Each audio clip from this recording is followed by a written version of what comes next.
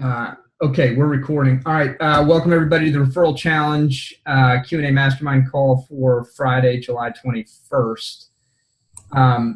We're working on everything simultaneously while also trying to relaunch the Referral Challenge. So it's we have multiple balls in the air, and we're closing out enrollment on Sunday. Got some good traction so far and hoping for a big, strong finish at the end.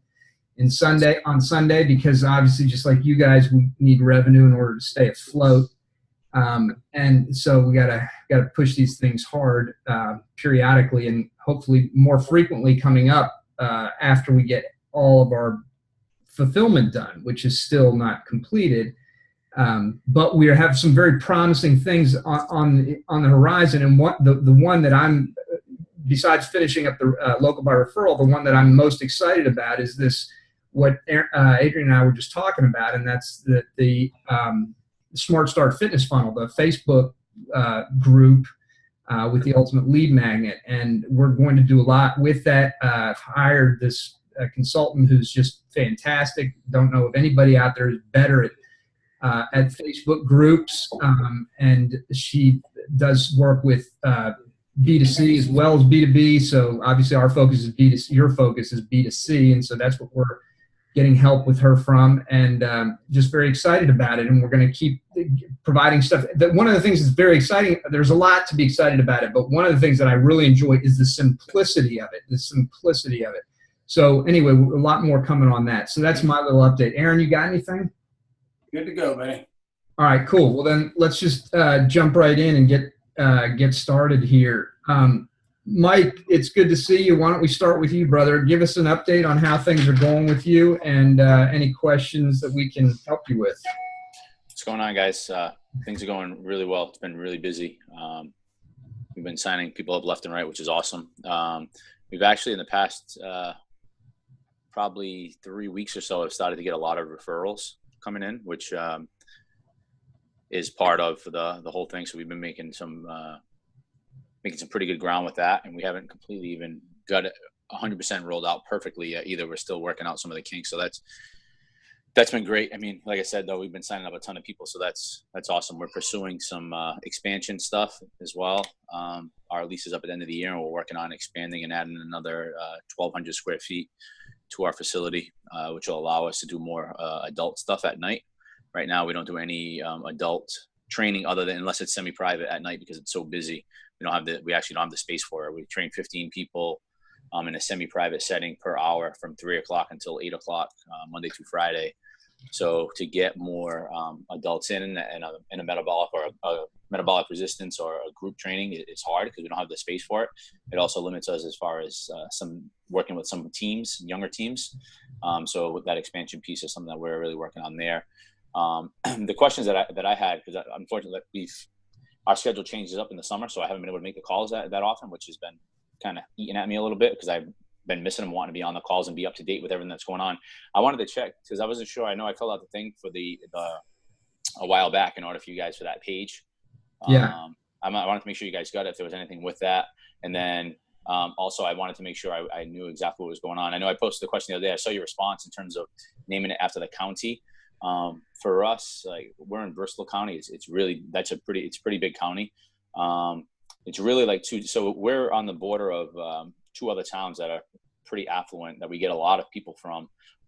It'd be great to get more from the town of Somerset that we're in. Would be awesome, and I think we could definitely do that. My biggest concern, like I said, is just the alienating the other ones. If they see like Somerset specifically, they might say, "Oh, this is not for me," and not join.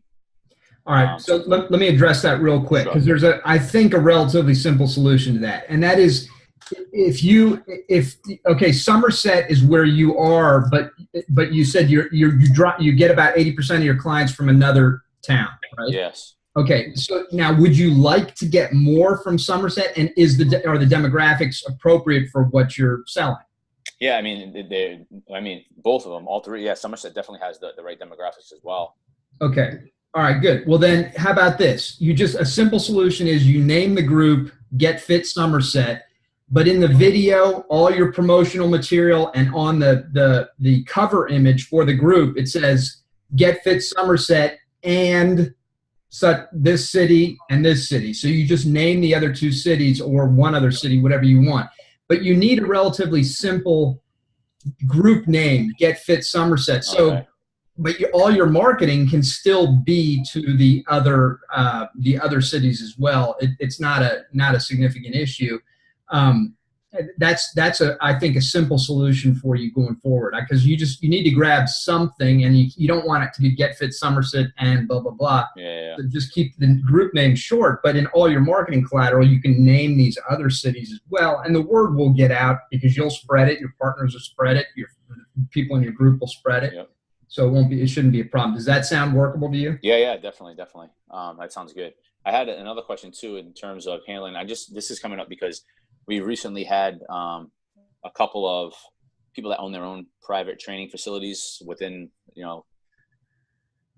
right over the city line, really. Like and follow our Facebook page. So the thought, first thought that popped in my head is that they're obviously trying to see what we're doing and all of that stuff. So that's the first thing. And then I started thinking about this group, and if they see that this is a group that's getting a lot of people, and we start getting a lot of fitness professionals that are like local, on their own like local boot camp or whatever it is, how do you handle that in terms of them trying to come on and make, and try to make use of the group as well? Is there a strategy for that? Well, it's funny because I was just talking to this woman who's helping us, and she was saying that she's very quick to remove people from her group if they don't abide. You set the guidelines, and you just say, here's the way it's going to run, and we're going to give you some instruction on that based on how best to set the guidelines in your description and things, and then you have a welcome video or some sort of welcome information that just clearly delineates what the guidelines are. And if those people do get into the group somehow, because you just don't recognize their name and you approve them, and they do something like promote their own business in there, then you just reach out to them and you say, hey, look, it's nice having you in the group, and we certainly welcome you here, but you can't promote your own business in here. That's not, that just doesn't work. And if you do it again, I'll have to remove you from the group. Just something like that. So would you approve them in the group if you knew that if they apply to get into the group and that they're I don't know, I guess I could say a competitor, you wouldn't let them in the group, would you? I wouldn't. No, but go ahead. Yeah, answer that. Go ahead, Rick. I've had a group like this going for a while, Mike. Yep. And when I started it, I had some people, trainers, that I knew who they were. As soon as I saw them, I reached out to them, private message them. I asked them, what are your intentions here? Because here's the ground rules. So I did it right up front before I even let them in. If they said, I just want to be a part of the group, knowing that they cannot promote, etc., I'll let them in. But one of them, as soon as I let them in, they started promoting, they were gone. Because I saw their name, I saw who they were, I knew what they were, I reached out to them before I approved them, and I, had the conversation with them. Now there's a couple other trainers that are in the group, and, they abide by what I told them, so they're more than welcome to stay. Okay. I would be proactive on that if you know them. All right, awesome. Thank you. If you don't know them, then I think you have to go to what Eric was saying. Once you realize it, reach out to them. But again, I think you need to be proactive to address it with them before it happens if you can. Awesome. All right. That sounds good to me. Thank you. Yeah. And I think, that'll probably just continue to happen more and more. The bigger and stronger you get, you're going to have to deal with that more frequently. Yeah. But you'll also get a lot better at dealing with it. And it's the ultimate sign of that you're kicking ass because people aren't chasing you. Aaron, you want to say something? I was just going to say, Mike, look, one of Greg Glassman, you know who I'm talking about, right? Greg Glassman of CrossFit. Yep. He flat out tells you that if you're doing something that he thinks will benefit his organization, he's going to find out. He's going to put a plant in your facility, okay? He will take whatever steps it takes to get what you're offering, and he's just going to steal it, right? And he just makes no bones about it. To that end, John Carlton, one of the great writing copywriters, says that it is your obligation to know how your competition's performing. And if they're doing something better than you, it is your moral obligation to pick your game up to try to exceed. So I I know, I'm not going to mention names, but a very, very well-known trainer does that very thing, meaning that he will put clients inside a competitor's facility to see what they're doing, right? Now, whether you find that morally questionable or not, well, I can't say. But I will say this, with this competitive environment where people trying to infiltrate your ranks, right? Mm-hmm. If they want to be in there, Mike, and you cut them out, it's so easy to get one of their clients to get in. They're going to find out if they want to find out. So what do? Do you play defense or do you play offense? You don't have to answer the question for yourself. I actually had a trainer literally create a separate profile to get it into the group just so she could see what the heck I was doing. And it obviously failed miserably because she tried doing the same thing, and now she's not even in the fitness industry. But that's okay. Yeah. You can always create faster than they can duplicate. And that's exactly it. And it's to Aaron's point, offense or defense, I say you do both. You go on offense, which means speed of implementation and aggressive, marketing, and defense when it's intelligent, because you do need to proactively protect your assets. Yep. Yeah. All right, good. Anything else, Mike? No, the only other thing is we're rolling out the combine stuff from Fred. We got that all squared away. We're actually rocking and rolling with that with our adult clients. So we got all changed up the names and all that stuff, the bracelets and everything. We went along with the superhero theme for that, and so we're getting ready to rock and roll that. So people are getting pretty excited about it, especially our adults, giving them a little extra motivation. So we're looking forward to it. Nice. That's fantastic. I think Aaron and Fred and Keith are all on the same page with the whole superhero thing. I think it's just it resonates so dramatically with folks. I think it's a great idea. Yeah. It's kind of funny, just on the superhero note, because it applies. Some women from our 5 a.m. session, for some reason, decided to do superhero theme every Friday. So that's awesome. And they did it on their own too, with nobody telling them to. They just did it on their own. They even went shopping for the outfits together. It was really funny.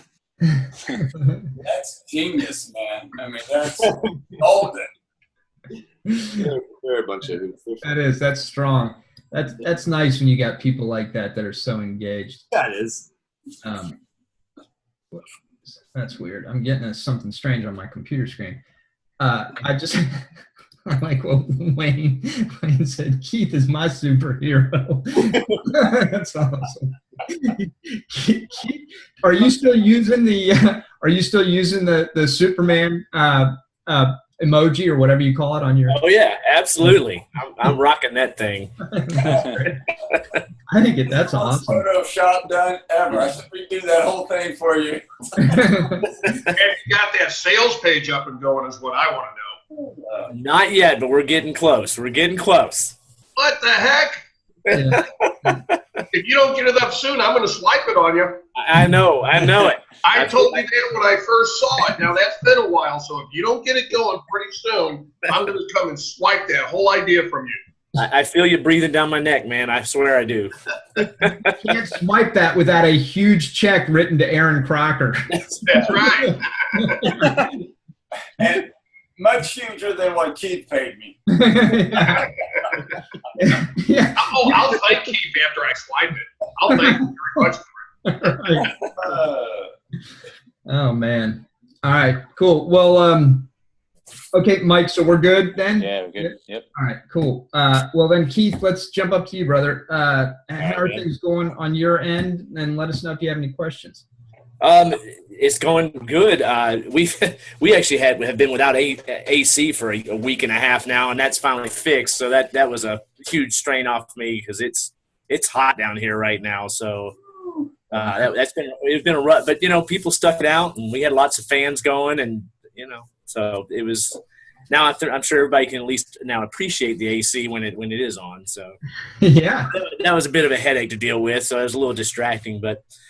Last week, I think I mentioned that I've been talking with one of my coaches about taking on some more, helping me out with some things.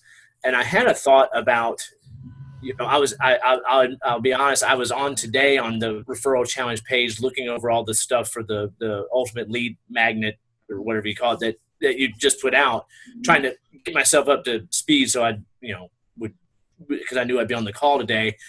And I started having a thought as I'm looking through that about possibly getting her to help me, almost like have her go through the referral challenge from the get-go, just go through each of the SOPs and help me start implementing those things. Because, you know, when I start thinking about systems and all this stuff, I mean, it's all there, you know, and some of the stuff we have done, like we've got the charity going and the Facebook check-ins, but there's some things that we haven't gotten going yet. And just, you know, getting her to help me with that. I think that's a great idea. And I'll tell you where I would encourage, and you know, obviously your specific situation better than I do, but from as an outsider, what I would encourage you to look at first is that entire onboarding piece and getting that in place first, because that's really sort of the foundation. You've already got the charity in place. You get that onboarding in place, particularly with the online sequence. And the offline sequence can be adapted for online if you want to do that too, right. If you prefer not to go offline. But that is where I would have her start, because that, you know, when we talk about developing a referral culture, that's what lays the groundwork, that onboarding. Yeah, I have as far as the online piece, I have that set up in an autoresponder. So when somebody signs up, they get all those emails in order. And of course, I've changed them as necessary, but I haven't really been doing a good job with the offline stuff. So, you know, that's one of the things I want her to help me do is manage, you know, new members. You know, she's going to be their point of contact instead of me. So I'm not having to handle every little tiny question someone has as they're getting going. She can do that. Yeah.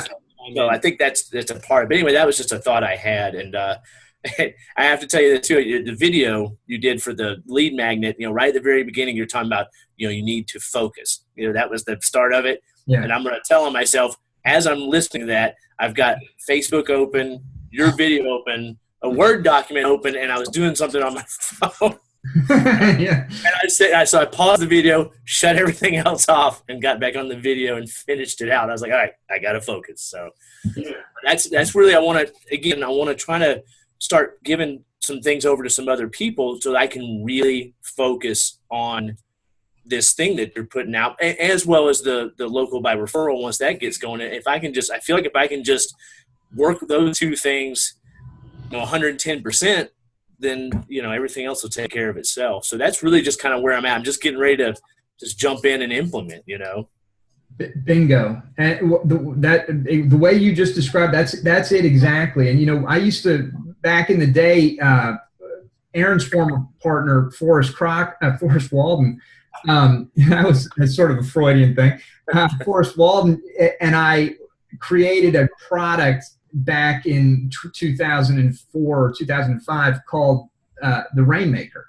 And it was really just sort of documented the success that Aaron and Forrest had with Fitness Together and all the things. And the point of that name, you know, it's sort of become much more common now, but back then a lot of people hadn't really heard it too much. But that's the objective of a business owner, is to be the rainmaker. It's to be the person that drives the marketing and sales and allows the fulfillment largely and the administration largely to be done by others. Right. So, yeah, you're totally on the right path. Yeah, I know it's going to be a lot of work up front, but I know it'll pay off on the back end. So it's just, you know, it's an investment of time and money. And I just, you know, I think I'm finally at that point where I'm willing to make those investments. So yeah. No, I don't really have any questions. I mean, obviously, as more stuff comes out for this lead magnet, there may be some. But right now, what's there right now? I did go and created a group, Get Fit Asheville, on Facebook. So I wanted to make sure that wasn't already in existence. So I went ahead and created that. And it's just, you know, it's just nothing in it right now. But you know, I'll start filling in that content. But did you go by the URL as well, so you're going to be able to redirect? I have not yet. That's my next to do, because I mean, obviously, I want to make sure that's available as well too. I imagine because you give two different options, surely one of those would be available, even if I had to go with the smart, you know, Asheville Smart Start or whatever. Yeah, but just I want everybody to know, because this is one of the things Rick and I were having a conversation the other day, and this whole idea of area exclusivity came up, and we're not going to build area exclusivity most likely into the referral challenge. It's just too challenging. I used to do that in MPE, and it's really, but the point is we're going to keep selling aggressively into the referral challenge. And so the people that are in, you guys in early, you need to grab these things when you can, because that's like real estate, those URLs. There's only one of them available. And so, get them while you can, because it's $10, and even if you never use it, you're keeping somebody else from using it. So it's the offense defense kind of thing as well, because there will be more people coming in, and that's something to keep in mind. So one of the things I wanted to mention is this. The consultant was telling me that she uses Bitly a lot, and this is sort of in the weeds, and I maybe don't even need to bring it up, but she just. There's another way to shorten a URL and using a Bitly link, and there's some other options available to you. It's not like do or die, but I would just suggest getting a domain while you can. So now with the local by referral stuff, you're saying we should get a domain name for that one as well? No, you got that. You're guaranteed. You're locked in with that. Nobody can. That's what I thought. Local by referral /Asheville. That's you. Right. Okay. That's first come, first served, and so it's yours. Gotcha. Yeah. And yeah. So that's the case with that. Monthly continuity fee, just small. Yeah. Well, I don't have anything else, but I'm going to show you guys something. Hopefully I can get it into this thing here. Now, this is sheet metal, just so you can see. Let's see if I can get it. Where is it? So can you see this board? Yeah. That's it's actually sheet metal. We're going to hang it up, and we're going to use magnets to post up things going on around Nashville, things going on within the club. It's going to be kind of a community board. Nice. So starting into the superhero theme is, I guess, what I'm going to see. Yeah, sweet. So, how heavy is that, Keith? It's pretty heavy. So I'm going to have to use some pretty heavy duty bolts to get in the wall, but it's like 1/4 of an inch sheet metal. So wow. You better make sure you find the studs. Yeah, exactly. So, but we're gonna do a Wall of Fame board that's gonna look like a comic book page. That's up next, and then one other board as well. So awesome. That's beautiful. Yeah. That's beautiful. And you've got an art background, so this is all second nature for you, right? Just fun stuff, right? Yeah. Just fun. Yeah, that's cool. All right, excellent. Let's. Okay, Keith. So anything else? Or are you good? I'm good, thanks. Okay. All right. Great. Chris, let's jump to you, brother. Let us know how things are going, and if you've got any questions we can help you with. Hey, what's up, guys? Hey. So I got a lot going on right now. I'm working with Camellia, of course, and she's putting me through the ringer. Working through the onboarding process. Just looking at my notes here, just almost finished with that. So I'm way behind. Just kind of backtracking on some things. So doing the onboarding process, almost done with that. I just got another couple letters to draft out for the offline, and then we'll be good to go. Signage, I'm still working on that, trying to get before and after pictures up on the wall, and just finished up the Facebook daily check-in one. So I got a few of the SOPs in the works right now. Some of them are being held back a little bit because I have not secured my charity yet. So I think we're pretty close, though, with a local animal society that we've been working with. So I'm just waiting to get a meeting set with with somebody higher up that I can get in a room with and have those conversations. So I think we're getting closer on that, but so much is tied into that from all the other SOPs that I've sort of got some stuff sitting on back burner right now for that. Yeah. So got that going on, and I'm looking forward to getting into the community Facebook group that you just posted out there coming up next. Awesome. So that's sort of like the down and dirty where I'm at right now. My questions for the groups today was going to be about staffing. So in regards to bringing, onboarding trainers. So how do I word this for you guys so you understand? So I've had some great part-time trainers for years. who've been with me for 3-4 years, and so they're vested. They've been here for a while. They work clients. Now they're trainers, just part-time. And we've had the conversations time and time again about them leaving their full-time job that they have and making the jump to come on board with us. So there's always barriers there financially with that, which is what, Camellia is working with me on establishing the margins that we need for payroll, because we certainly can't just hand them the salary that they would need to make the jump over, as much as I wish we could. But it seems though after 9 years in business, we're still at a place where my wife and I are doing all the training, and we need to get off the gym floor. And, it just seems like that we're always stuck in that same rut. So, I had conversations with these trainers about a week ago, because I was talking with somebody last week or something, and sort of the light bulb came on. I think it might have been Aaron Crocker. I'm not sure, from one of the last times that we chatted, about those guys sort of getting the entrepreneurial spirit themselves and really helping me create that opportunity for them, because I'm always the one that's trying to make it happen for them. And they're sort of sitting back waiting for me to say, all right, we finally did it. Here's, we have the incoming revenue to support you guys making that jump. Green light, let's go. And that seems like that day never comes, because I'm always, running the business and caught up in everything that I'm doing. So I had that conversation with them recently about just, man, go out there and pimp yourselves out basically, and, start marketing yourselves, and you're doing all this stuff on Facebook, and, start pulling people in. We'll talk about 60-40 commissions or whatever, whatever financial bonuses or commissions maybe that we can help them with. But I need help to get you there, and so that conversation went well, but they don't take action is what I see most often. So I'm just kind of hoping for some feedback from you guys in terms of how I can make it, how I can position it in a way that maybe these guys can get into action and actually, make some moves versus sitting back and waiting for me to do it for them. Anybody got any good feedback for Chris on that? Any ideas? Have you just sat down and asked them what you just asked us? Yeah, that's a conversation I just had with those guys.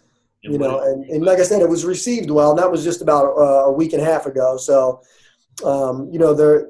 they're starting to do a little bit from some of the suggestions that I gave them. So I see them taking a little bit of action right now. So we'll see what happens as we move forward. Did you see any excitement from them when you talked about it? Did anyone seem eager to try? Nope. It's hard to say. I did ask them, I asked them point blank, is this something you want? Do you really want to make the jump? Are you ready and willing to do that, walk away from your full-time career and do this full-time? And, the answer is yes, but I don't know. I would just, I'll let everyone else speak after I say my piece, but this is something that I've been fascinated by for the past month. Ever since my admin left, who's been with me for a year, I've delved really deep into organizational health, which is what you're in right now. You're in that situation. Just be real with them. Sit down with your coaches. I'll do it one-on-one. Say, look, this is what I'll need from you right now if you're going to be here full time. And start you would bring a member on to your membership base. Why do you want to be here? What's motivating you to be here? I want to give you full-time position. I want you to represent who we are and identify with this and our core values and who we are. Would you agree? Yes. Okay. And then just have an honest conversation about what you want out of that person. And if they really want it, have them, I would honestly, and Aaron taught me this really well, have them make a decision, yes or no, right in front of you. The worst place to be is maybe. It's the worst place to be is maybe land. So either they get a yes and they'll help you, or no, I'd rather stick with my full-time job. And you have every right as the owner to demand that from your staff. You do. Don't sell yourself short. Just say, hey, look, I need you on my team. I want you on my team. You're a great guy or a great gal. Do you want to be here? Yes or no? Because if you do commit to this, we're going to make it work together. It's going to take some time, but we're going to make it work in both our favors. It's going to be a win-win. But if you don't want to be here, I need to know, because I got to look for somebody who's got to be committed to this. That's how you're going to get out of your training. But that's all I have to say about it. I don't know if anyone wants to add to that. That's what I got. Yeah. Actually, and what Adrian said is accurate, but you're asking them to make a transition from a full-time job to over to you. Yeah. I personally think you need to almost have like a new onboarding thing with them, almost like an internship, a 90-day thing, because I just went through this exact thing with a guy who was going to be a phenomenal coach and everything, but he wanted it too quick. Okay, he was just out of college, and he thought he should be making six figures right away, and he thought it was just all about the training. I sat down and explained to him, here's our 90-day process that we're going to go through, and at the end of 90 days, you're going to be full-time. You're going to have a full-time salary here. He only made it 6 weeks. So if you don't have something extended, okay, to make sure they're going through steps to build up to where you want them to be, it's going to be a disaster, because then they're just in it for the money. And that's going to end up showing in your business. It's going to bring a negative impact to you. Does that make sense, Chris? Yeah, and I have an onboarding system, and these guys have been with me for about 4 or 5 years already. Just as part-time, so. But they haven't been full-time with you. Right. So it's something else. So I would literally have some sort of process in place to move them from part-time to full-time. Got it. Because otherwise, you're in essence starting over, okay? Before they were not a trainer coming in to become a trainer. You had an onboarding system. Well, I think you need an onboarding system to take them from part-time to a full-time position. If you don't, they're going to assume they still work like a part-time employee. And that will be a disaster. 100%. I agree with that 100%, Rick. I definitely agree with that. And I agree with, I think that, when you're bringing on your team or you're trying to go to full-time guys, it's important to talk about the vision of the business, like where you're going with the business, how you want it to grow, because you want these guys to buy into the vision, make sure that they see the same vision that you're seeing and see where you're trying to go with it. Because I actually had this conversation with my team a few weeks ago, and I was talking about the vision when we were talking about the expansion and all that stuff. And they got so fired up about it. And we talked about balance and talked about in terms of, as a team, the best teams, you talk about the New England Patriots, we're from New England, but you talk about them all having their roles and all playing the right part.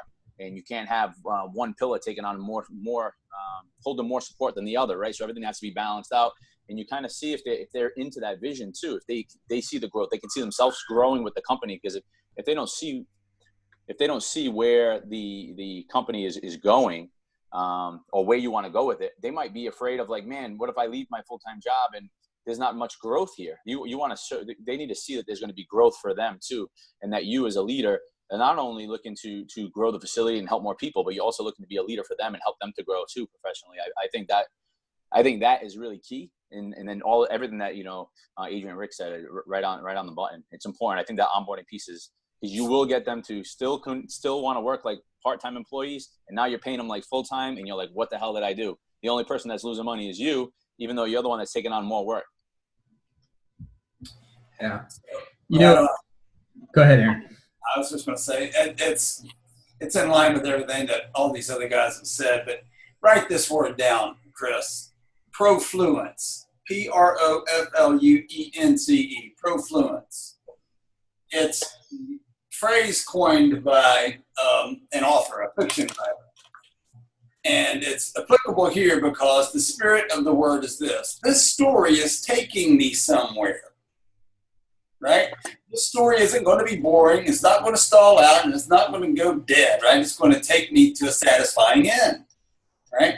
And so back when we were with the Fitness Together program, we had this producer to leader program, which meant that you would come in and every quarter we had specific tasks for you to do for the first 4 months, and then the next 4, and the next 4, and the next 4. And at the end of that year, we would either partner with you to open a facility, you'd find your own financing, or we'd find an investor for you, that we would put you in business, right? So just what everybody else has said, you need to set some goals, and you need to sit down with your team and say, for you to go from part-time to full-time, here's the hardcore math, right? And here's what has to happen. When we reach this amount of people, you get full-time status. Yeah. So I want to add my 2 cents. I think this, again, just a great demonstration of the mastermind right here. Beautiful. A couple things. One of the fundamental tenets of the referral challenge is this empower and encourage process. It's the empowering is providing tools, encouraging is providing consistent communication. And so in terms of trainers, you know, if you want to get them to do something like, for instance, to start taking some ownership of bringing new clients in, then rather than just an open-ended, hey, you know, get out and generate some new clients, give them a track to run on that's clear and some tools for doing so. So maybe, you know, it could be a gift card type thing, or it could be, you know, it could be, for instance, the example, making them an administrator of your local community Facebook group and giving them the responsibility to drive people into that group. And that's not going to be totally trackable, really, but give them, you know, let them take ownership of that. So providing them with some sort of tool that they can use, or tools that they can use to generate clients, and then the consistent encouragement and messaging that you want them to hear that, you know, Adrian and Rick and Mike and Aaron all just addressed. I think it's that the combination of those two things that will get the job done. Okay. Does that make sense? Yep. Yeah. Yeah. All right. Any follow-up on that, Chris? Anything that you need clarification on or help with, additional help with? No, I think I'm just processing. Yeah. Yeah. So before we jump on over, Eric, let me ask Chris another question. Chris, do your current trainers, are they incentivized in any way, form, or fashion to get new clients in? In other words, if they talk with one of their clients and that client brings in a referral, I mean, is there any incentivization for your client or your trainers to get new clients to the door other than going full time? No, and so we're talking about 2 part-time trainers, and I've really never had a system in place. We've tried a few different things here and there, but I think maybe that you know, I have never really understood it to the point where, or just had a good system that I could put in place that I thought was a good fit for us, or maybe I just need more education and guidance on how to set them up properly. You know, I think it's more about, like, I feel like, you know, you're winging it, or I'm winging it a lot of times versus, you know, like a specific formula, like, you know, in the SOPs, Eric gives us, like, for years, I felt like referral rewards for our customers was like wing it. This month we'll give them, you know, $50 for a new client who joins. And then Eric shows us the formula in the SOP, like this is how you do it the right way. And I think because I've never really had that in place, I feel like I'm winging it all the time. You like see somebody just posted up profit sharing on the chat. And so I just handed, you know, a girl, my yoga instructor, I just marketed, spent a bunch of money on Facebook ads. I got 28 new yoga students coming in the door this month for a 21-day trial. She's one that wants to go full time, but wants me to basically do it for her. So I went to her and said, all right, I said, I got 28 students in the door. Now it's your turn. I said, now you keep them here. You do what you do over the next 3 weeks, and you get them to stay here, and I'll give you 50% of the profits that we make for their first month's payment. So we'll go 50-50 on that, right? And that's $700 in your pocket potentially if all of them stay. You know, even if it's 50%, it's $350 in your pocket. So that was like a profit share in my mind. That's just something that I came up with, trying to think outside the box to get somebody in motion who maybe is money driven and is trying to make the full-time jump. So presented that to her. That was like something that I've done for incentive as an example. And I honestly don't feel like she's really taken a whole lot of incentive, a whole lot of action other than what she normally does with it. So I think when I do things like that and they don't produce, I don't see anybody getting excited about it, then I'm like, well, I don't know. I don't know what's going to work, kind of thing, you know? So I don't really know where to go with those incentives and bonuses. So kind of what I do with my 2 trainers now, they are both part-time salary. And I know this sounds completely different than what anybody else does, but bear with me on this. They're both part-time salary because I don't want them necessarily full-time for, you know, in that particular preference. But they don't do any of the sales. None. I leave that to the person who's best at sales, and that's me. Okay? So their job is to provide a great experience, get people results, and retention.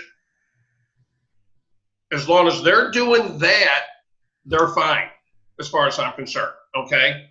I'll bring the people in, but if they start walking out the door because we're not retaining them because you're not doing what you need to do, that's telling me that they no longer value our service. They don't think it's worth the money they're paying. That's on the trainers. And then we sit down and decide what's going on and if they should continue. But they just get to do their job, and their job is training and producing results, okay? They don't have to worry about the selling. As long as they're producing results, people are going to stay. And because of it, we really have a good retention, as I've talked about before. My average client stays 26 months. I don't worry about year memberships or anything because I know they're going to stay. And I do have twice a month meetings with them to make sure to keep, I still have to coach them up. I can't just say, go do it and leave it on them. As the owner, it's my responsibility to continue coaching them up and try to make them better coaches to help them with their retention. Does that make sense, Chris? Yep. I mean, I know it's different as far as giving a trainer a salary. Not many people do it, but they got security. Okay? As part-time trainers, right now, I think they're required to work 22 hours a week. They're making as much as the average full-time household in our community. Wow. So they've got an incentive to deliver and to keep that retention high. I mean, now you might want to tweak it a little bit or something like that. And Chris, I'd be happy to share that with you, actually how I set it up. I mean, they even have each year there's a progression to it, okay? The first year they get a vacation, but it's not paid. Second year they get 2 weeks vacation, but 1 week is paid by me. Starting the third year, they get 3 weeks paid vacation. Oh, and also in the second year, they start getting benefits, insurance benefits through me. So I'm giving them reasons to want to improve. Okay? That's huge. You're going to find out real quick who is serious and who isn't. And that's what I want to do which is what I had with this one kid that didn't work. I found out real quick that he was more talk and less action. So it was time to move another direction. Yeah. I love that. And Keith commented too, that was gold. That's beautiful. And the reality is that the vast majority of people are not risk takers. They're not entrepreneurs. They're not us. The vast majority of people want to punch a clock. They want to show up, do their job, and then go home and not worry about anything else, and so it can be difficult with incentivizing them to bring in business on your behalf, as you've discovered. I mean, with this yoga person, I think that's a great anecdote that clearly shows that case. So the best case, to get back to what we were talking about earlier, is for you to be the rainmaker and for them to do the fulfillment and retention, as Rick just described. I understand you want to get, you need more lead flow and clients in order to be there, Chris. And that's the struggle, is making that jump. But I think what Rick just described, one of the points that I want to make too was that, what they really want is not just a job where they can show up and, make a difference and do what they enjoy and punch a clock, but get benefits. If offering a vacation, even if it's not paid that first year, but then they know next year, I get a paid vacation, and then I can get maybe some health or contribution to my health benefits. That's a big deal. Something else I do, Chris, that I only know. Let me think of one other person in the industry that does this, and actually I learned it from him. Is I structure 3 times a year in our facility a week downtime, where all of the trainers are off. We provide the workouts for our clients so they can come in, but I want them all to recharge. I'm forcing them to take time off, just like we do with clients that are overtraining. I want them fresh. I don't want to have one of my trainers / coach working so much that they get burnt out. Okay, so I want them having downtime as well. And so we literally plan it 3 times a year. Well, actually 2 times a year, I should say, because that's their 2 weeks vacation. But that's 2 weeks besides their vacation. Let me take that back. Okay, so it gives them time to recover, though. And I think that's really important too. When they have something like that they can look forward to, it keeps them more motivated. I mean, they're getting paid vacation in certain instances, but they're getting other time off to do whatever they want as well. Rick, they use it as vacation. How do you structure that, Rick? So the week that they're off, what do you do for the members? I use Train Heroic, and I have all the workouts scheduled in there for the entire week. And they have the mobile app. They go in, and it works really slick. And they have to, report to me through the app and everything, so I know they complete their workouts. And they go into your facility to do that? Yes. Okay. I've been trying to rack my brain on how to do that because I've wanted to do it for my coaches, but we do group personal training. So it's like if they take off, that's. But what happens, we do group training as well, Adrian, but what you find out, somebody that's like doing your 10 a.m. group, those people all get together and they go in and do it together, or a few of them will. They know that even though we're recharging our batteries, that I expect them to get their workouts in, because with Train Heroic, they have to mark it that it's completed. They have to mark, what they completed, like if they're doing, for example, a leg press or whatever, they have to record the weight they used, the amount of reps and everything. So they know I'll go back and check it. That's good. And they're afraid of Rick. Yeah, they are. We're all afraid of Rick. That's awesome. That's awesome. Guys, I got to get going in a little bit, so we got to keep moving here. Wayne, let me jump down to you. And Chris, good. I think that was a good discussion, at least a food for thought, right? Yep, I'm good. All right. Wayne, let's get to you, brother. How are things going, and any questions for us? Everything's going good. I took that Facebook group that I started a couple months ago that it was called Fit and Healthy My Town, and I changed it to Get Fit. It had over 500 members in it, and we did that pretty quick by just adding our members to it, and also just adding, my wife and I went in there and added friends and family, and I'm supposed to be a closed group, correct? Yeah, closed group. Right. Yeah. Okay. Yeah. So we had to add people to it, and if people request to be added, as long as I don't recognize them as a direct competition, then I add them in there. You mentioned that I did that video a few weeks ago for the shoe store. Yeah. I did today another live video today at an olive oil company, so she could talk about the health benefits of olive oil. I haven't quite decided on how to deliver things like the workouts a few times a week, so I wanted to get some input on that.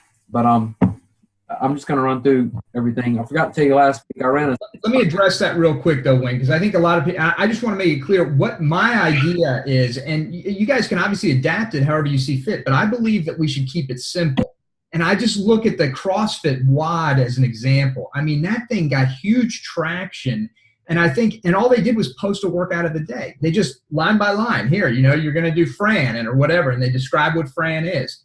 And so I think it can be that simple, and maybe you just make some suggestions about how to adapt the workout for different fitness levels. Basic stuff, instead of doing 5 sets, do 3 sets, or instead of 10 reps, do 5 reps, however you want to adapt it. But I would keep it that simple, because all these people want is something that's done for them in front of them that they can follow. Oh, here's the best fitness professional in Greenville telling me, here's my workout for today. I'm just going to do that. So it's that simple. And also based on that, I'm pretty sure Fred Zeller put out a product. One of his first products was like, 52 weeks of done for you workouts. Oh, really?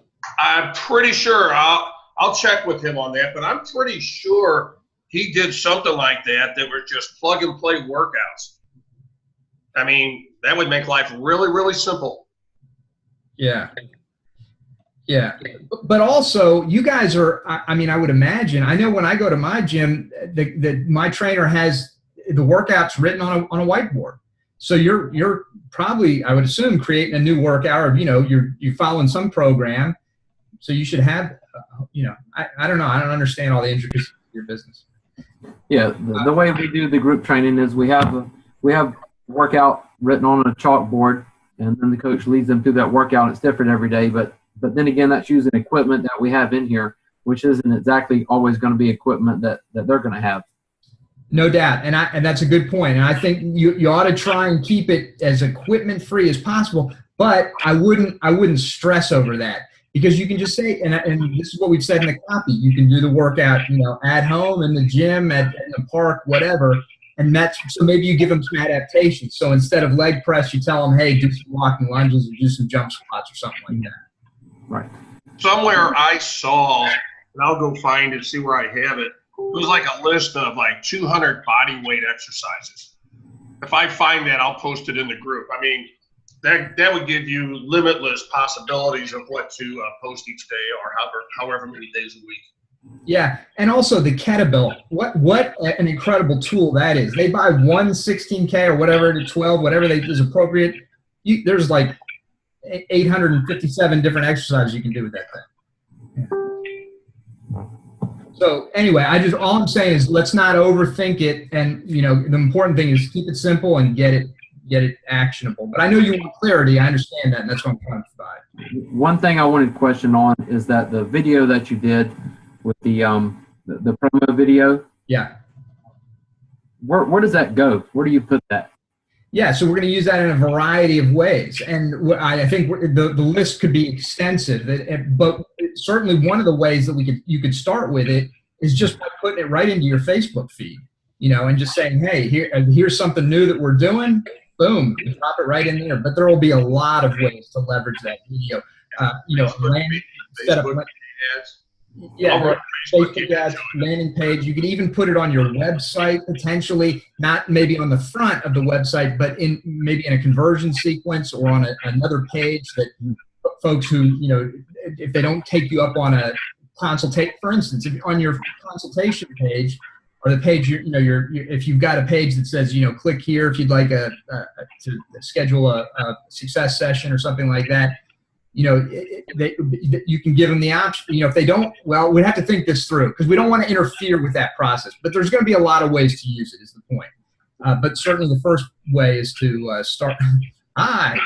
The first way is to start with in your Facebook feed. Okay.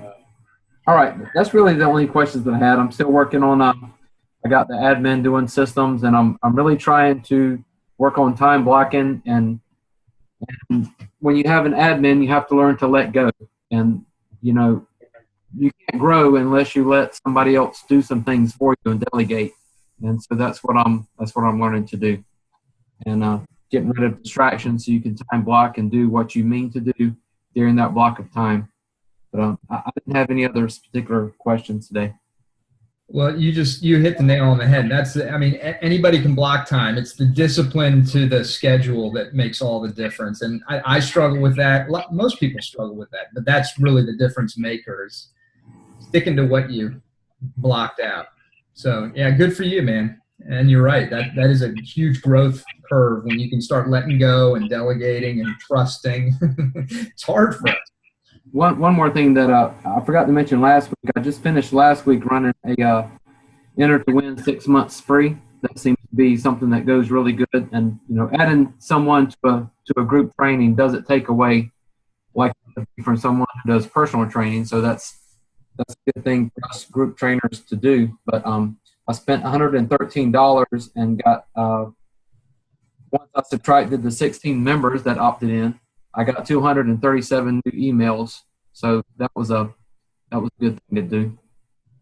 Nice. That a contest like that can work real well for lead gen. The issue becomes the quality of the lead, and over time will tell what quality that is. So you want to track and measure carefully, because you might have a winner on your hands. Right.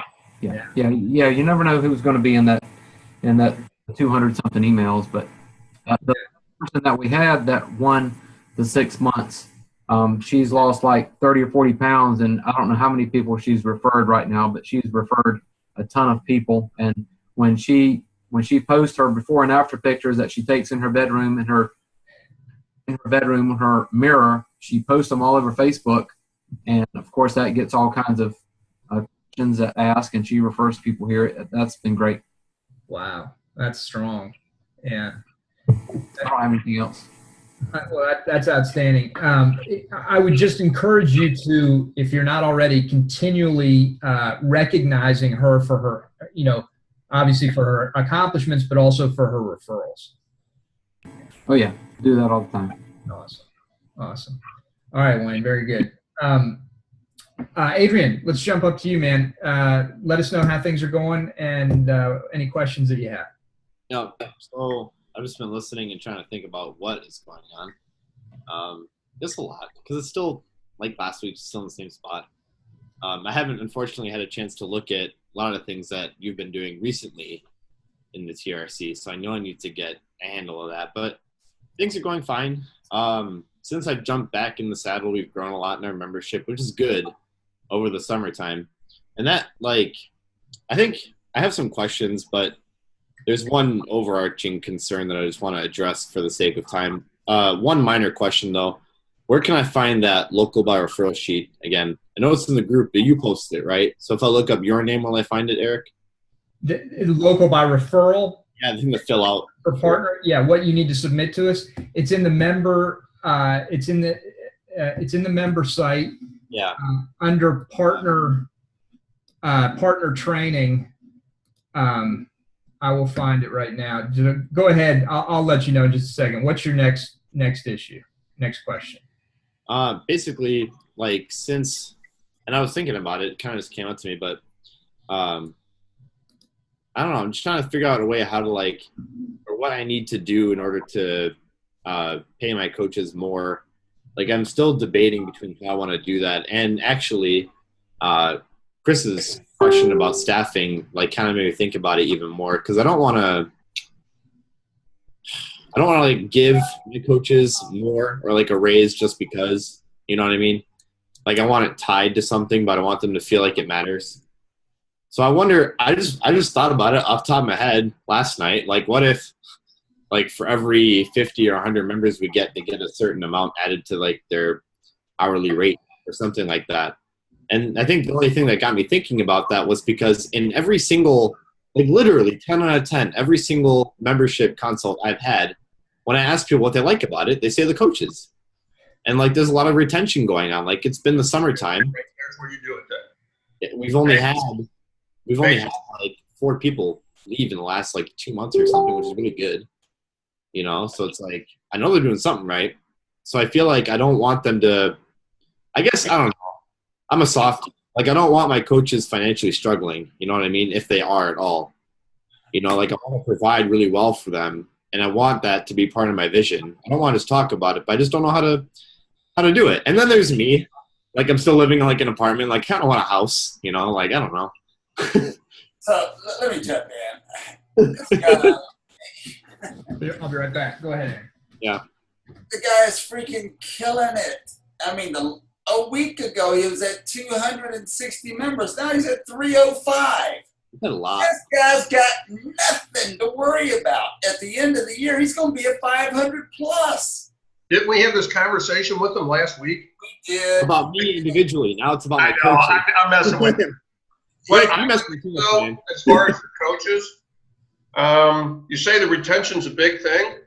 Create bonuses tied to retention. That's what I do, and I forgot to do it. I forgot to mention that. Like I said, everything is based on retention. Yeah. If they keep each quarter, if they keep a certain retention rate, which in my case, I want it to be 85%. Okay. Yeah. They keep an 85% retention rate, they get bonuses. What's the bonus structure like that? What do you do for them? And it's based on it's a percentage of the revenue gross revenue derived for that quarter. So it can be pretty substantial. Right. Yeah, how much is that figure then, I guess, math-wise? Pardon me? Say that again. Like, how much is that figure then for each coach? Like, I don't want. It was about this last quarter. It was about $1,200 each. So, and here's the thing to keep in mind when it comes to this kind of stuff. Salaries and payroll, this is an expense, right? Well, you want it to be an investment. Right. Right? And to turn an expense into investment means it has to have an ROI. And the only way for a trainer, if he's not selling, he's not bringing in new clients, the only hope for an ROI is retention. That makes sense. Yeah. Beautifully said, man. That's quotable. Yeah. That's why I said tie it to retention. Yeah. So if they maintain a certain retention percentage, basically, then they get it. Like I said, in my facility, it's 85%, and I pay that bonus out quarterly. The last time it was about right under $1,200 each for the 2 trainers. But to me, that's money well spent. Right. So Rick, they get that bonus, but how do you handle as far as like pay? Let's say they with you for, how do you handle like incremental pay raises? Do you guys handle that? Is there certain requirements in terms of professional development? Yes, absolutely. For the annual pay raises, yes, we have that too. Okay. Yes, absolutely. But as far as the bonuses, that is based on retention. So does the retention bonus start, like if I'm a coach and I start working for you, does the retention bonus start as soon as I pass the probation, or does it start after a certain time? No, they have that onboarding period with me. Okay. Okay, so they're not getting bonuses day one when they haven't even made it through the first 90 days. Okay, yeah, that makes sense. I just want to ask. Because I won't even, if I'm looking at putting somebody as a salary, they're not even going to get to that point until they've gone through that 90-day grooming period. Right. Then after that, they go to salary. Now is when the bonuses start. Right. That makes sense. Okay. So, that would help, I think. I can introduce that because that's been a big struggle of mine, and something that even though our membership base is growing, I know that the future is good and we're going to maintain it. I just want to simultaneously take care of myself and my fiance, because she's kind of applying some pressure naturally, and take care of me at the same time. You know what I mean? That's what I want. So, okay, that makes sense. I think that'll be a good thing to start implementing. Thanks for sharing that, Rick. I appreciate that. But back into the numbers to know what you want that bonus to be. You don't want it to cut you short. So you need to reverse engineer to make sure that percentage, is worthwhile. But then when you sit down and explain it to them, you break down the numbers for them. Look, we have this many clients. If you're maintaining this percentage of retention based on this percentage of bonus, here's what you're going to make. So they can see it. Now they have an incentive, something to work towards, something to fuel them to keep doing better. And you said that you base it off of the quarterly EFT. So is that then, do you deliver the bonus monthly or is it quarterly bonus? Quarterly. I deliver it quarterly. Okay. It gives me an opportunity to really sit down with them also and talk about other things they may be struggling with or that they need help with. Okay. So the bonus, do you talk about that individually with each coach or is it group? Well, I'm going to base it on the group, okay? But I'm going to sit down individually with them. When I give them that bonus check, I'm going to sit down and talk about, okay, here's some things I think you can improve. What do you need from me more as far as personal development? Okay. So I'm meeting with them at least once a quarter just to figure out where we want them to be by the next quarter. Got it. So, Rick, how do you handle then the retention rate? I mean, you're going to have new people coming in at all times, right? So if a new person comes in and they're on a 6 or 8 month or a 12-month contract, well, you would not expect a retention rate from that guy for the first 6, 12, or 8 months, right? I just keep it simple, Aaron. You're right, but I'm just basing it on total numbers. I want to keep it simple. All right. Okay. Yeah, I can't say, well, this person has to have been here after 6 months. That creates too much work for me. In the long run, it all balances out. Yeah, I mean, if I bring in 30 new members this month, and in 90 days they're getting, a bonus based on their income, a percentage of their income, that's fine for me. Again, I want to keep them motivated to stay, to want to stay, to have reasons to stay around. I don't want to be searching for new trainers, every 90 days, every 6 months, every year. So if it costs me a little bit more there, I'm okay with it because I got a happier trainer. Yeah. Again, we can try to overcomplicate this by coming up with all kinds of detailed calculations and formulas to do it. I just base it on the numbers because it's easier for me at the end of the day. The overall numbers, the gross numbers, not specific. Yes. Right. Yeah. Yeah. Yes. So each trainer or each coach is allocated the same amount. Doesn't matter. Yeah. I mean, you can sit down individually with them if you want. Again, I don't want to have to remember, okay, this one's getting 10%, this one's getting 15%. The heck with that. I believe that there's genius in simplicity. Not saying I'm a genius because that's not what I'm implying, but don't keep it simple, stupid principle. And I'm stupid enough to realize to keep it simple. Man, you're not stupid. Don't say that. Yeah, no, that's great advice. Digging into the numbers tell the story of your business. The more familiar, the better you understand your numbers. And I would caution you to not overgeneralize when you just made the comment, Adrian, about looking at the gross numbers. And I think you need to understand everything that's taken a piece out of your the net, what goes to the bottom line. Understand that, because the most important thing you can do in business and life is pay yourself first and pay yourself what you need to earn, because you have to. If you go down, everybody loses their job. You got to not just stay afloat, but you need to live the way you want to live. I don't mean extravagantly or anything like that. I just mean you should be comfortable. We all bust our asses to build these businesses, so you need to take care of yourself first, and then everybody else. I feel like that's one thing that I've always had the opposite. And I don't know why, but I've always had the opposite approach. I don't know where it came from, but like for me, in a weird way, like it's okay to subjugate myself or kind of like put myself second in terms of the team. Like, I don't know why I have that thought, but I guess to me, it's like, it's okay if like, I'm just living kind of like, all right, for the time being. It's not okay. And you need to get over that quick. And I'm going to do everything I can to break you of that, because it's not okay. And then the older you get, the more severe that issue becomes. You need to fix that soon, if not today. And just if you take care of yourself, the business will take care of you. And take care of all your employees. But you are the business. You are the business. And you need to understand that, without you, it doesn't exist. Where do I start then with that, I guess? Read that book, Profit First. Talk to Camellia. She'll get you squared away on that, as long as you're willing to hear it. Okay. Wayne asked, did I answer it, Wayne, when you asked for a simplified example? Okay, so for example, let's say first quarter of 2017, we did, and actually this is how it played out this second quarter, pretty close. Let's say we did $45,000 in receivables. Now, that's just from the training program. That doesn't include my nutrition and everything, okay?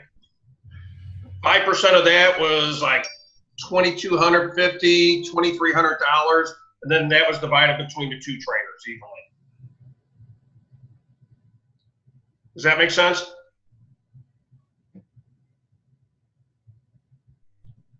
Yeah, I was talking more in regards of the attrition rate that you were talking about, like from one quarter to the next. You said you just keep it simple as far as. Okay, with me, I want their attrition rate to stay 85% at all times.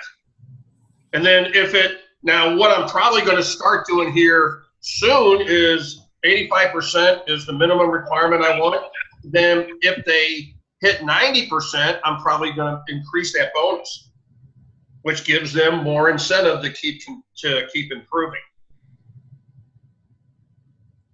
Make sense? Yeah, I think that's great. You keep retention at 85%, 90%, they get a bonus. And, there's a lot of ways you could structure it. As you said, you'd be 10% across the board. You just have a pool and you split the pool equally. And, maybe your lead trainer gets a little bit more. A lot of options. Yeah, well, what I'm talking about is right now it's 85%. And that's what that number is based on. But if they get it to 90%, then that bonus is going to be even a little bit higher. Right. Got it. Yeah. No, I think that's great. Incentives generally work. Sometimes they don't. It just depends on the type of person. But if they don't, you need to have the carrot and the stick, I think, because so if retention drops dramatically for some reason, clearly you need to find out what the problem is there, and that's when the stick comes in. Makes sense. Yeah. Okay. All right. We got to keep moving. Adrian, are you good, or do you have anything glaring, anything major additional?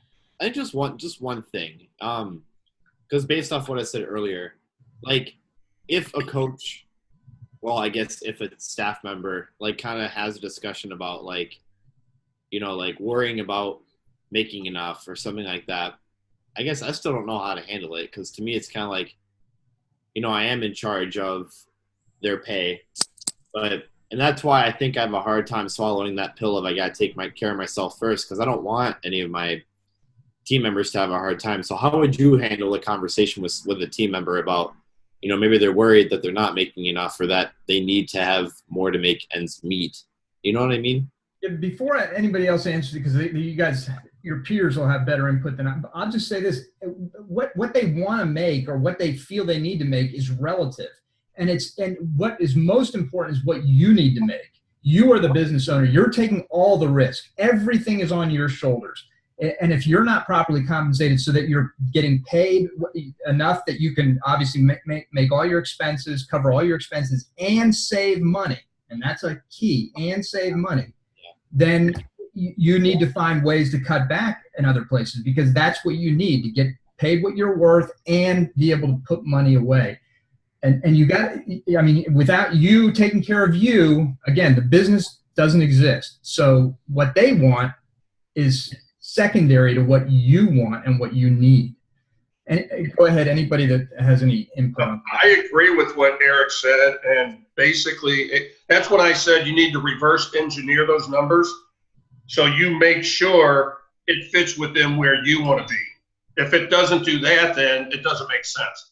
I know where the numbers are to make it work for me. That doesn't mean those same percentages or same numbers are going to make sense with where your business is sitting. That's why I said reverse engineer it so it all works. Okay. I also think you need like a criteria for your coaches too. So they know what the expectation is. If they want more money, it's this, and this. So when they come in like, hey, I want more money, it's like, okay, well, you can simply look at, maybe it's the quarterly evaluations or whatever it is you set up for goals for them. You can easily set, okay, well, this was what it takes to get to tier 2 or whatever it is as a coach.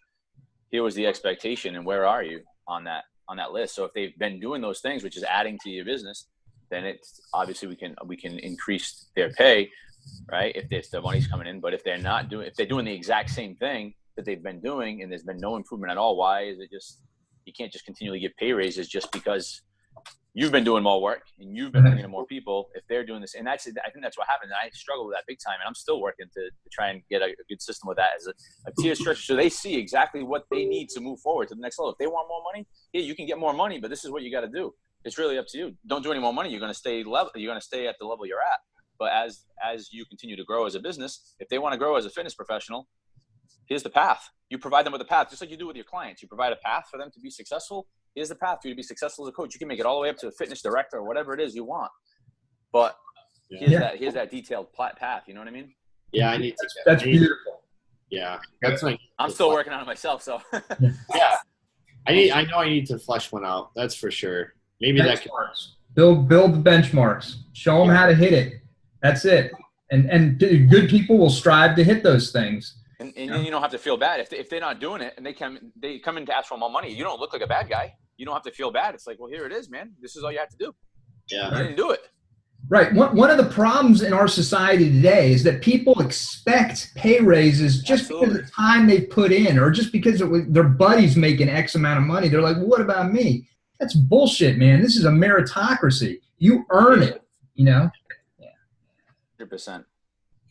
Yeah, and the perfect example of what Mike's saying, that one kid that I was telling you that fell off, that was exactly it. I mean, we had put together a clear path effectively for, in 2 years, he was going to take over my facility. But there were certain things that were going to obviously have to be done. Well, if he couldn't make the easy stuff in the first 6 months, he sure as heck was never going to be a good business owner. So it's better that I created that path and find out what he's willing to do now than after the fact. Yeah. I need to get on developing something like that. That makes sense to me. Because then there's clear criteria and there's no ambiguity, no confusion about it. And the first key is ask them what they want. What do you see? Where do you want to grow with this? And then from there, you can create the path. Don't try to force a path on them. Yeah. Let them tell you where they want to be, create a path based on what they said, and then you'll find out if they were real about it or not. Yeah. And those are the conversations I've had. Like the 3 of my coaches, they just love training. They just love being there in front of people. It's like, all right. Yeah. Yeah. You need to find a diamond in the rough that wants to grow with you then. Right. And that's currently what I'm working on over time. And that makes sense to me. Like intellectually, that makes sense to me. I get it. Yep. Sorry, guys. I'll be right back. I also think, AJ, too, like if they say they just want to be, that's all I want to do is be a coach. It should be detailed out. Like this is all right. Well, as just a coach, this is the max level you go as a coach. Yeah. So much money you can make as a coach. Yeah. So Exactly. if this is not enough for you, then and you want more, now it's going to be as a team leader or whatever it is. All right, thanks. If they know what that max is, if they're expecting to get like, $100 an hour to coach group training, I mean, that's probably not realistic, right? If that's what they're hoping to grow to. So Yeah. it's like, this is maxed out as a coach. The most you can make as a coach. Now there's going to be more responsibilities for you to take on. And what that'll also help too is as you continue to grow, you'll be able to delegate more and more as these people want to grow within your system. I think that is that's where my limiting ceiling is right now. Like, so the retention bonus, like we talked about, Rick, that'll definitely help. Like I want to do that. I'll figure that out. The other limiting thing to me is like, what else can I make coaches do? So I've been racking my brain about that. It's like, what else can I make them do besides just train sessions? And because they're doing really well, they're phenomenal people. Like they're great. So it's like, what else can I don't know. I can tell you what I'm working on is having them take on in like the internship program and developing, progressing the internship program. I'm also having them take on, one of the steps that I have is for like a coach as far as professional development, leading professional development for our coaches, those types of things. So pretty much being like I would say is like a coach of the coaches, right? The training, the onboarding, all that stuff of a new coach that comes in, all of that kind of process. Those are I'm going to break it down even simpler. And this might sound a little crass, but if they're salaried, you can make them do whatever the hell you want them to do. More or less. Yeah. Yeah. So, I mean, now don't abuse it, obviously. No.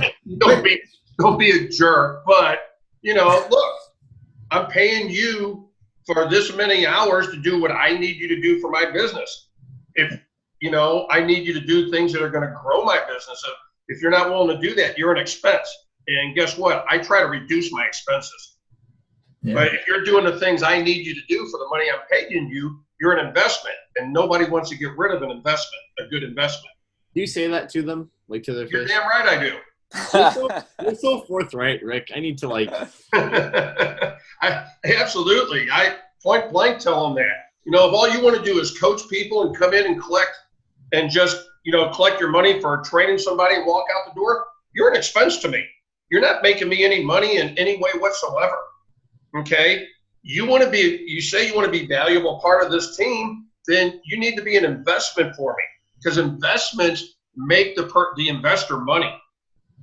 Okay? I don't know any business person that just looks to increase their expenses. Yeah. What type of activities because you're doing all the sales, correct, Rick? Yep. So what type of activities are investment rather than expense? Effectively, that retention. If they're not retaining people where I need them to, they effectively become an expense to me. They're disposable. I mean, for a lack of a better way of saying it, but they are expendable. Okay, because they're not living up to their part of the deal. Okay, you go to a restaurant, and a restaurant used to have this meal that you like, but they took it off the menu because it wasn't bringing in money or wasn't living up to their expectations. Next time you go in there, it's no longer on the menu. Same thing works with what we're doing. Right. You know, so we have to look at, sometimes we have to take a step back from what we're actually doing and say, okay, how would other businesses handle something that's not producing? Yeah, ruthlessly, to use my name. That's the way it is in the real world. And I mean, and I've faced it. I've dealt with it. And Adrian, you are, you know, we've talked about this many times. You're a nice guy. You got a big heart. Everybody on this call is nice. We're all nice people. But it comes that you have to be a real leader. You got to be decisive, and you have to make decisions that are, number one, in your best interest, in the best interest of the business first. And your family. Yeah, and your family. And secondarily, in the best interest of your employees. Obviously, you want to do well by them and help them. And there's no doubt you will. But their needs never supersede your needs. Never. If your ship goes down, everybody's goes down. Yeah. All right. Rick, can you give us an update and let us know how you're doing? And you contribute so much to these damn calls. I feel like, well, go ahead. Yeah, take it away. No worries. Well, my admin just got back this week after a 2-week vacation, so I've got her digging into more of the SOPs now. We were kind of on hold for 2 weeks, but, you know, she needed that 2-week vacation, as you can imagine, get away from me and recharge her batteries. You know, and, you know, so, and yes, her vacation was paid. But now that she's back, I got her, she's ready, she's motivated, you know, and just ready to get into things. So I've got her digging into a little bit more now, and I'm going to have her working a little bit, you know, and familiarizing herself with what we're going to be doing here with the Facebook groups and everything. Because I want her to effectively be running that one for me, because I obviously have enough of these darn groups going the way it is. Yeah. Aside from that, I've got so many irons in the fire right now with some of these other projects I'm working on that I needed her to get back. So the last 2 weeks I was kind of honestly in a holding pattern as far as that, and just keeping everything together. Gotcha. That's pretty much where it is with me, but now we're ready for her to jump in and get some of this stuff done and get back on track. Well, you know, just anybody who watches you on the internet knows you're plenty busy. That you got plenty of things going on. It's not like you're hurting in any way. So, you know, we just, as always, with everybody, so appreciative of the contribution. Adrian, I'm sorry. Let me get back to your question you asked me at the beginning of this call regarding the local by referral information that we need from you. Go into the Facebook group and go into the files tab. It's the topmost document in the files tab. Okay, pull that. All right. Yeah, on that note, then, I think we got to wrap it up. I got to make a call in about 5 minutes. So we're going to have to wrap it up here, guys. Thank you all very much. Really appreciate your time today, as always. Thanks a lot. Thank you. All right, take care. Rick, Aaron, can you guys hang on just for 1 second? Yes, sir.